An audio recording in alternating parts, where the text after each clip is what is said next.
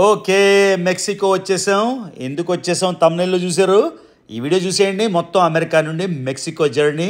సిడిమెక్స్ అంటే సిదువాద్ మెక్సికో. ఇప్పుడు కూడా గుండె లబ్డబ్ లబ్డబ్ లబ్డబ్. ఎందుకంటే నాకు వీసా అప్రూవ్ అయిపోయినా కూడా కొన్ని డాక్యుమెంట్లు తీసుకురామన్నారు. ఆ డాక్యుమెంట్లు తీసుకొచ్చి నేనేదో ఫారెన్ దేశపు రహస్య గూఢచారి కాదు అని నిర్ధారించుకుంటే ఎందుకు అంటే ఇమోషనల్ అంటే నిజంగా లాస్ట్ సంవత్సరంన్నర ఎవరెవరో మన జీవితంలో మనం మొహం చూడనోళ్ళు, ఓకే, మనకి ఎటువంటి సంబంధం లేనోళ్ళు, ఎప్పటికీ సంబంధం ఉండనోళ్ళు వాళ్ళు కూడా వచ్చి కామెంట్లు చేసేసి ఏవేవో చేసేస్తే అనిపిస్తుంది మాట, ఏంట్రా బాబు ఇది, నా డబ్బులతోనే నేను వెళ్తున్నా, నా కష్టార్జితంతో నేను వెళ్తున్నా, నా స్వశక్తితో నేను వెళ్తున్నా, ఎవరు ఇచ్చిన ఆస్తులు కాదు, ఎవరు ఇచ్చిన డబ్బులు కాదు, దానికి ఇంత ఏడుపు ఉంటుందా అని.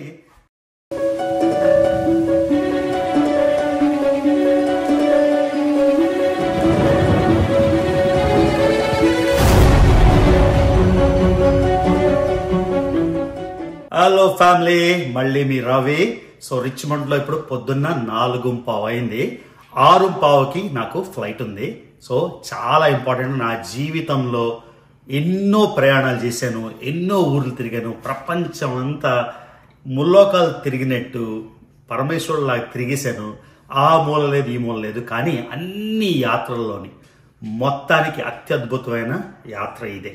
నా 195వ దేశం వీసా తెచ్చుకోవడానికి నేను మెక్సికో వెళ్ళిపోతున్నా. సో 13 పాస్పోర్ట్లు ఇవి నా చేతిలో ఉన్నవి. 13 పాస్పోర్ట్లు. ఇప్పుడు నేను వాడుతుంది 13వ పాస్పోర్టు. 2 పాస్పోర్ట్లు, అంటే ఒకటి భారతదేశం పౌరసత్వం ఉంది, ఒక లాస్ట్ది ఒకటి సరెండర్ చేసేయాల్సి వచ్చింది, నాది అమెరికా తోడిపోయింది. సో 15వ పాస్పోర్ట్. సో మొత్తం ప్రపంచం అంతా తిరగడానికి 15 పాస్పోర్ట్లు. ఈ 15వ పాస్పోర్ట్లో ఇవాళ మెక్సికో వెళ్ళి వెనిజువేలా వీసా అయితే తీసుకోవాలి. సో ప్రతి ఒక్కరికి ప్రపంచంలో అందరికీ ప్రతి ఒక్కరికి ఒక గోల్ ఉంటుంది, ఏదో ఒకటి సాధించాలని. నాకు చిన్నప్పటి నుంచి సాధించాలన్నది ప్రపంచం అంతా తిరిగేయాలని. సో ఇదిగోండి, ఈ 15వ పాస్పోర్ట్లో నాకు ఇవాళ వీసా రాబోతుంది. సో మీకు కొంచెం ఎక్స్ప్లెయిన్ చేయడానికి, నేను ఉంటుంది అమెరికాలో. అమెరికాకి వెనిజువేలా నా 195వ దేశానికి సత్సంబంధాలు లేవు కాబట్టి ఇక్కడ ఉన్న కన్సులేట్లో కానీ ఇక్కడ ఉన్న ఎంబసీలో కానీ మనకైతే వీసా ఇవ్వరు. కాబట్టి నేను ఏం చేశాను, మెక్సికో వెళ్ళి నా పాస్పోర్టు అన్నీ చూపించి అప్లికేషన్ ఫాము ఇన్ని ఒక 50 పేజీలు, 50-60 పేజీలు, అది నింపడానికే నాకు 3 రోజులు పట్టింది.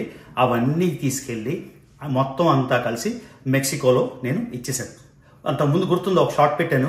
షార్ట్ పెడితే ఎవరెవరో వచ్చి ఇది ఏఐ, ఇది ఫేకు, ఇది రియాలిటీ కాదు. మన జనాలు ఎలాగంటే, నిజంగా చెప్తున్నా, ఎలాంటి సమాజంలో మనం డీల్ చేయాలంటే కొన్నిసార్లు మాటలు ఉండవు. ఎలా అంటే 80% మంది అద్భుతమైన ప్రజలు ఉంటారు, ఒక 20% లేదా 10% ఉంటారు ఓరి నాయన వీళ్ళతో, అంటే సమాజం అన్నాక అందరితో నేను వేగాలి కదా. దానికి ఒక 2500 కామెంట్లు వచ్చాయి షార్ట్కి. ఆ 2500లో కనీసం 500 కామెంట్లు ఇది ఆర్టిఫిషియల్ ఇంటెలిజెన్స్, ఇది ఫేక్, వెనకాల ఆ రియాలిటీ, ఈ రియాలిటీ. సో ఇప్పుడు ఎలాగా వెళ్తున్నాం కదా, మళ్ళీ అదే ప్లేస్కి నేను వెళ్తాను కాబట్టి మీరు చూడొచ్చు రియాలిటీయో కాదో. సో మొత్తానికి అమెరికాలో ఎంబసీ లేదు కాబట్టి లాస్ట్ ఒక 8 నెలల బ్యాక్ నేను మెక్సికో వెళ్ళి ఆ వీసా అయితే అప్లై చేశాను. ఆ వీసా అప్రూవ్ అయిపోయింది, కానీ 6 నెలల్లో వచ్చి నాకు స్టాంప్ వేసుకోమన్నారు. 6 నెలల తర్వాత నాకు కుదరలేదు. ఒకసారి పాకిస్తాన్ ఉండిపోయాను, ఒకసారి అనుష్కకి ఏదో కాలేజ్ ఈవెంట్ ఉండిపోయింది, ఒకసారి ఫ్యామిలీ ఈవెంట్. సో ప్రతిసారి అలా ఎక్స్టెండ్ చేస్తే ఒక 3 నెలలు ఎక్స్టెండ్ చేశారు. సో ఇప్పుడు ఇంకా 8 రోజుల్లో ఆ డెడ్ లైన్ అయిపోతుంది. సో 8 రోజుల్లో కానీ నేను ఈ వెనిజువేలా వీసా తీసుకోకపోతే, వీసా తీసుకోవడం అంటే వీసా అప్రూవ్ అయిపోయినా కూడా మనం వెళ్ళి మన పాస్పోర్ట్లోని ఆ స్టాంప్ వేయించుకోవాలన్నమాట. ఆ పాస్పోర్ట్లో స్టాంప్ వేయించుకుంటే కానీ అది వ్యాలిడిటీ కాదు. సో ఆ వ్యాలిడిటీ కోసం ఇప్పుడు నేను మళ్ళీ మెక్సికో వెళ్ళి పాస్పోర్ట్లో వేసుకోవాలి. చాలా మంది చెప్తారు నాకున్న పాస్పోర్ట్తోని చాలా కష్టం వీసా తెచ్చుకోవడం అని. అలానే సిరియాకి చెప్పారు, ఇరాన్కి చెప్పారు, లిబియాకి చెప్పారు, తుర్క్మెనిస్తాన్ అయితే 10 ఏళ్ళ బ్యాక్ నాకు రిజెక్ట్ అయిపోయి మళ్ళీ మొత్తానికి 10 ఏళ్ళ తర్వాత సాధించాను. ఇంత కష్టమైన వీసా, ఇది కూడా కుదరదు అనుకున్నారు. నాకు కూడా నమ్మకం లేదు వస్తుందా లేదా అని. ఇప్పుడు కూడా గుండె లబ్డబ్ లబ్డబ్ లబ్డబ్. ఎందుకంటే నాకు వీసా అప్రూవ్ అయిపోయినా కూడా కొన్ని డాక్యుమెంట్లు తీసుకురామన్నారు. ఆ డాక్యుమెంట్లు తీసుకొచ్చి నేనేదో ఫారెన్ దేశపు రహస్య గూఢచారి కాదు అని నిర్ధారించుకొని మొత్తానికి ఇస్తారు. ఇంక 8 రోజుల్లో వీసా ఎక్స్పైర్ అయిపోతుంది, 8 రోజుల్లో. అందుకని ఇప్పుడు ఇక్కడి నుంచి బయలుదేరి మళ్ళీ మెక్సికో వెళ్ళిపోతున్నా. చాలా రోజులు హోమ్లో గడిపాను, కానీ మళ్ళీ travel, once a traveller always a traveller కాబట్టి ఎప్పటికి ఎన్ని దేశాలు తిరిగేసినా అన్నీ అయిపోతాయి. ఇప్పుడు నా 195 అయిపోతే ఆల్రెడీ ఆర్క్టిక్ సర్కిల్ మనం ఆల్రెడీ చేసేసాం. స్వాల్బార్డ్కి వెళ్ళిపోయి అంటార్క్టికా కూడా మిగిలింది. 195 కౌంట్ కోసం నేను ఎదురు చూస్తున్నా. ఒకవేళ వీసా వచ్చేసి నా స్టాంప్ వచ్చేసి వెనిజువెలా ట్రిప్ అయితే కంప్లీట్ చేసేస్తే అప్పుడు అంటార్క్టికా కూడా కంప్లీట్ చేస్తాను. ఇంకేం మిగులుతాయి అప్పుడు, సర్వస్వం అయిపోయిందని. సో ఇక్కడ మీకు ఒక చాలా హంబుల్గా ఒక స్టాటిస్టిక్ చెప్తాను. ప్రపంచం మొత్తంలో 277 మంది మాత్రమే, ప్రపంచ జనాభా ఇంచుమించుగా 800 నుంచి 850 కోట్లు. 800 నుంచి 850 కోట్లో కేవలం 277 మంది అన్ని దేశాలు తిరిగారు. అందులో ఒకవేళ నాకు ఆ వీసా స్టాంప్ పడిపోయి, రేపు చెప్తాను అప్డేట్, ఎందుకంటే రేపు వెళ్తున్నాను ఎంబసీకి. ఇవాళ ఇక్కడి నుంచి రిచ్మండ్ నుంచి హ్యూస్టన్ వెళ్ళాలి, టెక్సస్లోని. ఇక్కడి నుంచి ఇంచుమించుగా 3.5 గంటలు, అక్కడ ఒక 2 గంటలు బ్రేక్, అక్కడి నుంచి మెక్సికో సిటీ ఇంకో 2 గంటలు. సో అంతా ఉత్తర అమెరికాలోనే, నార్త్ అమెరికాలోనే ఉన్నాం కాబట్టి ఇంకా 2 గంటల్లోని, అంటే 5.5-6 గంటలు వెళ్ళిపోతాం. ఇవాళ అయితే ఈవినింగ్ వెళ్ళడానికి కావద్దు కాబట్టి రేపు మార్నింగ్ వెళ్తాను. గుండె లబ్డబ్ కొట్టేసుకుంటుంది. మీ అందరూ కూడా నాకు all the best, me best wishes. డబ్బులు అవసరం లేదు, స్పాన్సర్షిప్లు అవసరం లేదు, కేవలం మీ బెస్ట్ విషెస్ కావాలి. నా బెస్ట్ విషెస్ అయితే చెప్పేసేయండి. ఒకవేళ ఇదంతా సక్రమంగా జరిగిపోతే ఒక వారం రోజుల్లో 195 జయించిన ఆంధ్రప్రదేశ్ వాడిని, అంటే నేను పుట్టిన రాష్ట్రం ఒడిశా కానీ నా మాతృభాష తెలుగుని, కానీ మా హోమ్ స్టేట్ భారతదేశంలో Visakhapatnam for all practical purpose కాబట్టి ఒక ఆంధ్రవాడిని, ఒక మొదటి తెలుగోడిగా, మొదటి ఆంధ్రవాడిగా, తెలంగాణలో చదువుకున్న, తెలంగాణలో నాకు తెలిసిన ఎవరు లేరు కాబట్టి తెలంగాణ చదువుకున్నవాడిగా, ఒరిస్సాలో పుట్టాను కాబట్టి ఒరిస్సాలో పుట్టిన వాడిగా, ఇన్ని విధాలుగా మొదటిసారి అన్ని దేశాలు కంప్లీట్ చేసేస్తున్నాం కాబట్టి చాలా థ్రిల్లింగ్ ఉంది. మీకైతే ఈ జర్నీ చూపిస్తా. సో రిచ్మండ్ నుంచి హ్యూస్టన్ నుంచి మొత్తానికి మెక్సికో సిటీ, మళ్ళీ ఇంకోసారి మెక్సికో వెళ్ళిపోతాం అన్నమాట. స్వాతి, నువ్వు మొన్నే అన్నావు వెళ్ళొద్దు ఎక్కడికి అని, మళ్ళీ వెళ్ళిపోతున్నా 15 పాస్పోర్ట్లోని. ఏమంటావు? Best wishes. సో 195 చేసుకొని సక్రమంగా వచ్చేస్తానంటావా? వచ్చేస్తాను. అవును, ఎన్నో ఒడిదుడుకులు లాస్ట్ సంవత్సరంలో. చదువా బ్రహ్మాండంగా ఉంది, ఉద్యోగమా టాప్ నాచ్, డబ్బులా ఓకే, అన్ని విధాలా సెటిల్డ్. కాకపోతే సోషల్ మీడియాలోకి వచ్చినప్పుడు ఎలా ఉంటుందంటే, సోషల్ మీడియాలో ఉన్నప్పుడు ఒక ఇన్ఫ్లుయెన్సర్గా ఉన్నప్పుడు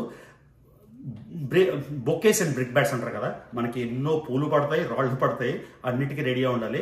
అందులోని మనం కొంచెమైనా సక్సెస్ఫుల్ అయితే మెచ్చుకునేవాళ్ళు చాలామంది, ఏడ్చేవాళ్ళు కొందరు ఉంటారు.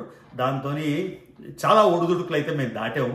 అందరం ఫ్యామిలీగా నిల్చొని మొత్తానికి ఈ చివరి మూమెంట్. మళ్ళీ చెప్తున్నా, ఇప్పుడు ఓన్లీ వీసా తీసుకోవడానికి మెక్సికో వెళ్తున్నా. అక్కడికి వెళ్ళాక ఏం జరుగుతుందో మనం వీడియోలో కంటిన్యూ. ఎందుకు అంటే ఇమోషనల్, అంటే నిజంగా లాస్ట్ సంవత్సరంన్నర ఎవరెవరో మన జీవితంలో మనం మొహం చూడనోళ్ళు, ఓకే, మనకి ఎటువంటి సంబంధం లేనోళ్ళు, ఎప్పటికీ సంబంధం ఉండనోళ్ళు, వాళ్ళు కూడా వచ్చి కామెంట్లు చేసేసి ఏవేవో చేసేస్తే అనిపిస్తుంది మాట, ఏంట్రా బాబు ఇది, నా డబ్బులతోనే నేను వెళ్తున్నా, నా కష్టార్జితంతో నేను వెళ్తున్నా, నా స్వశక్తితో నేను వెళ్తున్నా, ఎవరు ఇచ్చిన ఆస్తులు కాదు, ఎవరు ఇచ్చిన డబ్బులు కాదు, దానికి ఇంత ఏడుపు ఉంటుందా అని. ఇది అవుతుందని నేను అనుకోలేదు. సో పొద్దున్న 2కి లేచి మొత్తానికి ప్యాకింగ్ చేసుకొని 4:15కి మీకు వీడియో చేసి 6:15కి ఫ్లైట్ కదా, రాగానే ప్లేన్ ఎక్కగానే పడుకుని పోయాను.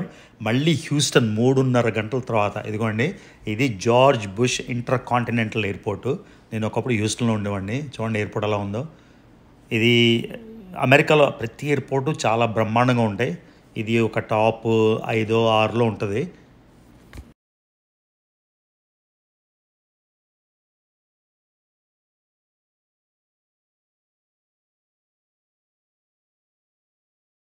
చూడండి, హ్యూస్టన్ ఇంటర్నేషనల్ ఎయిర్పోర్ట్లోని చాలా టెర్మినల్స్ ఉన్నాయి. మనం ఇప్పుడు ఇంటర్నేషనల్ టెర్మినల్కి అయితే నడుస్తున్నాం. అమెరికన్ ఎయిర్పోర్ట్లు ఇప్పుడు ప్రస్తుతం ఇండియాలో కానీ లేకపోతే దుబాయ్, అబుదాబి ఇవన్నీ ఎయిర్పోర్ట్లు చూస్తే ఏంట్రా బాబు అమెరికన్ ఎయిర్పోర్ట్స్ వెనకపడి ఉన్నాయంటే, అమెరికా ఎయిర్పోర్ట్స్ 1950లు 60ల నుంచి ఉన్నాయన్నమాట. అలానే ఉండిపోయాయి. ఇదిగోండి, మనమైతే ఇప్పుడు లాంజ్కి వెళ్ళిపోదాం, ఎందుకంటే ఇంకా 2 గంటల టైం ఉంది. సో ఇదిగోండి యునైటెడ్ లాంజ్, ఇది పొలారిస్ లాంజ్, ఇందులోకి వెళ్ళిపోతాం ఒకసారి. సో ఈ లాంజ్కి యాక్సెస్ అయితే నాకు ఫ్రీ, ఎందుకంటే నేను యునైటెడ్లోని టాప్ టియర్ మెంబర్షిప్ ఉంది కాబట్టి నాకు లైఫ్ టైం ఎప్పుడైనా వెళ్ళొచ్చు, ఎక్కడికైనా వెళ్ళొచ్చు. ఇదిగోండి, ఇది 2 ఫ్లోర్స్, కింద మీద. సో సో థ్యాంక్ గాడ్ లాంజ్లు మాత్రం పాతగా ఉండిపోలేదు, బాగా ఇంప్రూవ్ చేశారు. ఇదిగోండి సెకండ్ ఫ్లోర్లో ఉంది మన లాంజ్. చాలా ఎక్సైటెడ్ ఉంది గైస్. ఓకే, మన ఆస్థాన్ ఎయిర్లైన్ యునైటెడ్ ఎయిర్లైన్స్. సో యునైటెడ్ ఎయిర్లైన్స్లో ఎలా అంటే ఎకానమీలో కూడా 2 సెక్షన్లు ఉంటాయన్నమాట. ఒకటి ఎకానమీ ప్లస్, అంటే ఎక్కువ స్పేస్ ఉంటుంది మనకి, లెగ్ స్పేస్ చూసారా ఎంత ఉందో. ఒకటి మామూలు ఎకానమీ అన్నమాట. ఇది ఆల్మోస్ట్ మన ముడుకుల మీద ఉంటుంది. ఇదిగోండి ఎయిర్పోర్టు. సో ఇప్పుడు మనం మెక్సికో అయితే వెళ్ళిపోవాలి. ఇంకా లెట్స్ గో. సో రిచ్మండ్ నుంచి హ్యూస్టన్ వచ్చినప్పుడు బాగా పడుకున్నాను కాబట్టి ప్రస్తుతానికైతే ఇంకా మరి పడుకోక్కర్లేదు. సో 2 గంటలు. ఇదిగోండి లక్కీగా నా పక్కన ఎవరు లేరు. ఎప్పుడు కూడా నేను కరెక్ట్గా ప్లేన్ ఎక్కే ముందు చూసుకుంటాను యాప్లోని ఖాళీ ఎక్కడ అని. ఏ సీట్ అయినా మారిపోవచ్చు కదా. ఒక చిన్న టీవీ అయితే ఉంది, అందులో ఏం ప్రోగ్రామ్స్ చూస్తాం, ఎప్పుడు ఫోన్ మీద ఉంటాం. ప్లస్ ఏంటంటే అమెరికాలోని నాకు ఏ ప్లేన్లో అయినా కూడా ఇంటర్నెట్ ఫ్రీ టీమొబైల్తోని. సో అది కూడా చూసుకోవచ్చు ఎప్పుడు కొన్నప్పుడు.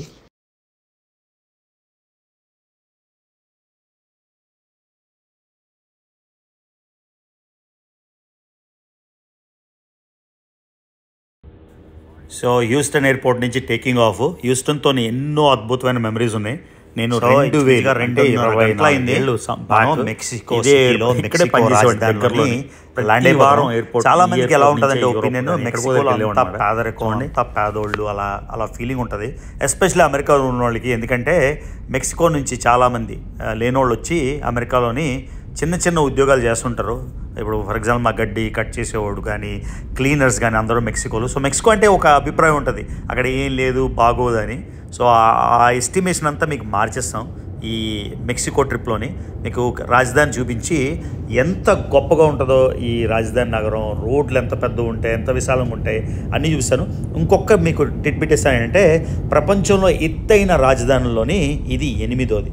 సో ప్రపంచంలో అన్నిటికన్నా ఎత్తైన రాజధాని లపాజ్, బొలీవియా రాజధాని. ఇది 3600 మీటర్లు ఎత్తులో ఉంటుంది.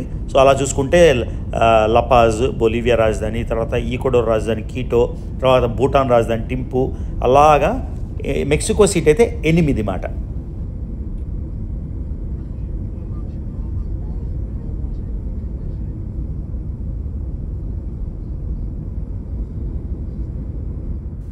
వచ్చేసాం గాయస్ మెక్సికో సిటీ, సిడ్యువాడ్ ది మెక్సికో. ఓకే, ఒకసారి ఇమిగ్రేషన్ అయిపోయాక మాట్లాడదాం మళ్ళీ. సో నాకైతే మెక్సికో రావడానికి వీసా అక్కర్లేదు కాబట్టి ఇంకా డైరెక్ట్గా వెళ్ళిపోవడమే ఊర్లోకి. మొత్తానికి మనం వచ్చేసాం మెక్సికో సిటీ, మెక్సికో దేశపు రాజధాని మెక్సికో సిటీ వచ్చేసాం. దీన్ని సిడ్యువాడ్ ది మెక్సికో, స్పానిష్లో సిడ్యువాడ్ అంటే సిటీ, మెక్సికో అని అంటారు.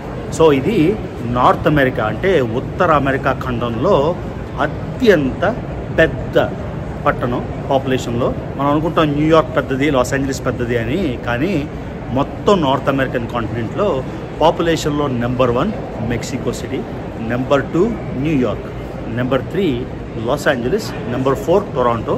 అలా 10 చెప్పి మీకు బోర్ కొట్టించింది కానీ ఈ 4.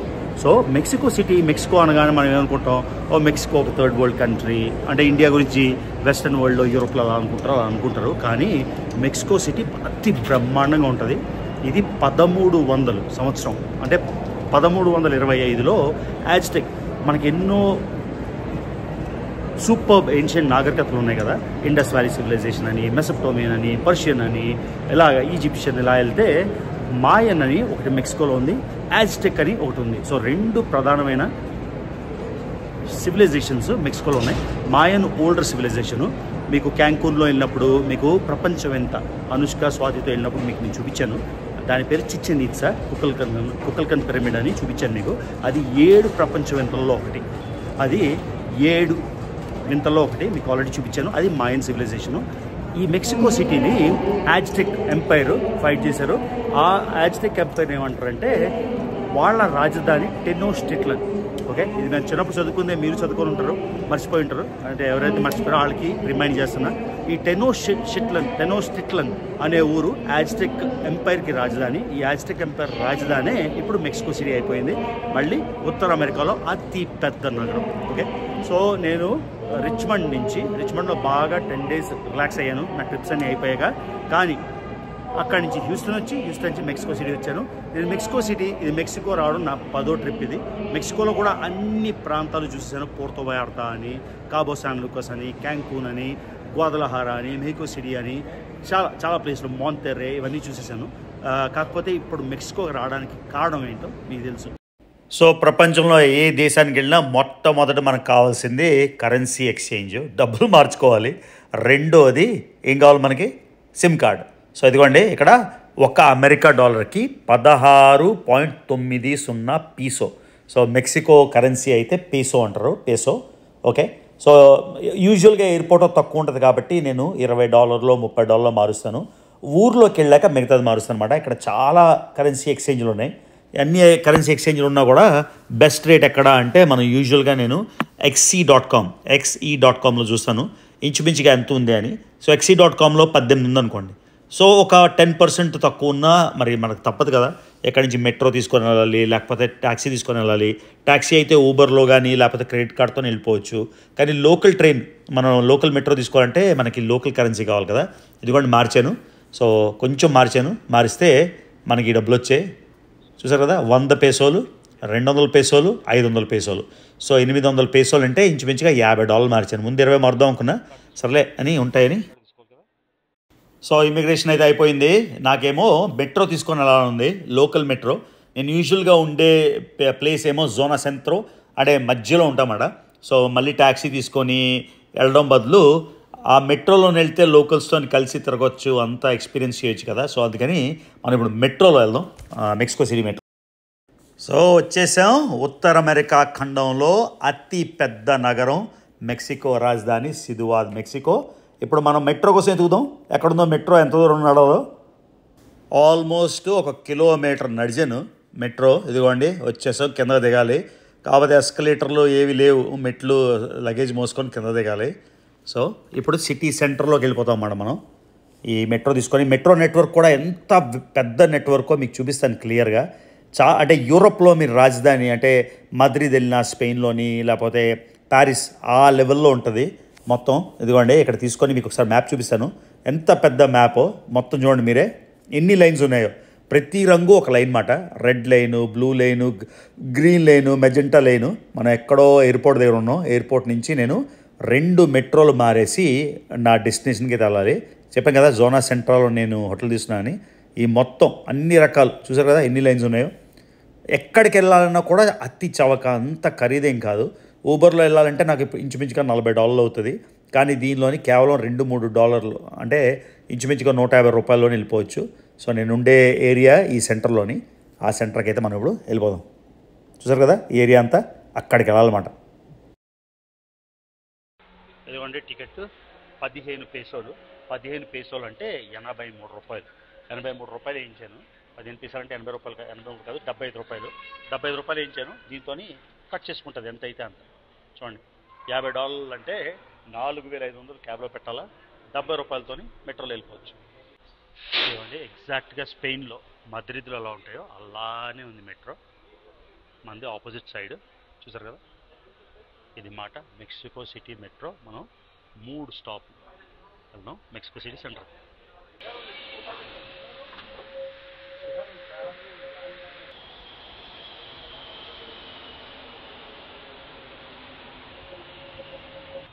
ఇవ్వండి గైస్, మొత్తానికి 3 మెట్రోలు దాటి వచ్చేసాం మన లొకేషన్కి. చిన్న హోటల్ బ్లాక్ స్వీట్స్. ఇవ్వండి రేపు మారిపోతాను మళ్ళీ వీసా తీసుకున్నాక. ఇవాళ ఏదో అర్జెంట్ కానీ ఇది బుక్ చేసేసాను. వచ్చేసాం మెక్సికో సిటీ సెంటర్కి. సో వచ్చేసాం గాయస్. అబ్బా టైర్డ్ అయిపోయాను.